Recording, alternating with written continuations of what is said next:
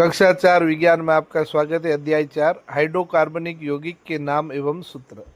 Hydrocarbonic यौगिक कौन से होते हैं? वे यौगिक जिनमें कार्बन और हाइड्रोजन की संरचना हो, इनके अलावा और कोई तत्व नहीं हो, जैसे ऑक्सीजन है, नाइट्रोजन, केवल कार्बन और हाइड्रोजन हो, तो वह कार्बनिक यौगिक जिसमें एक कार्बन होता है उसका नाम मेथेन होता है। इसका सूत्र होता है CH4।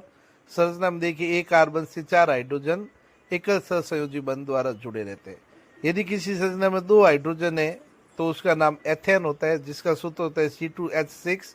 दोनों कार्बन के मध्य एकल सहसंयोजी बंध और प्रत्येक कार्बन 3 हाइड्रोजन से जुड़ा रहता है। यदि 3 कार्बन हो तो उस समय उसका नाम होता है प्रोपेन। रासायनिक सूत्र होगा C3H8 और सिंपल संरचना इसके सामने दे रखी है। यदि 4 कार्बन होते हैं तो उसका नाम होता है ब्यूटेन। सूत्र होगा C4H10। 4 कार्बन आपस में एकल सहसंयोजी बंध द्वारा जुड़े और आवश्यक हाइड्रोजन जुड़े हुए। 5 कार्बन होने पर नाम होता है पेंटेन, जिसका रासायनिक सूत्र होगा C5H12। 5 कार्बन एकल सहसंयोजी बंध द्वारा रेखीय रूप से जुड़े रहते हैं और आवश्यक हाइड्रोजन जुड़े रहते हैं। यदि 6 कार्बन की संख्या है तो उसका नाम क्या होगा? उसका नाम होगा हेक्सेन, जिसका रासायनिक सूत्र होगा C6H14। अब यदि 7 कार्बन है तो उसका नाम हेप्टेन होता है और रासायनिक सूत्र होगा C7H16।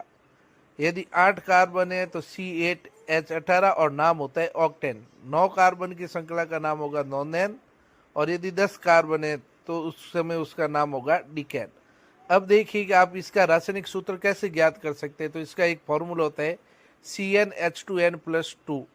एक कार्बन है तो Cn की जगह 1 रख दो और H2n की जगह 1 रखने पर 2 × 1/2 + 2 4 आ जाता है। 2 रखेंगे तो C2H6 आ जाएगा। n का मान 3 रखने पर C3H8 आ जाएगा। 4 रखने पर C4H10 आ जाएगा और 10 रख दे तो C10H22 आ जाता है। मतलब याद रखने की जरूरत नहीं है।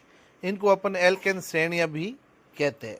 अब कार्बन और ये सभी संतृप्त कार्बनिक यौगिक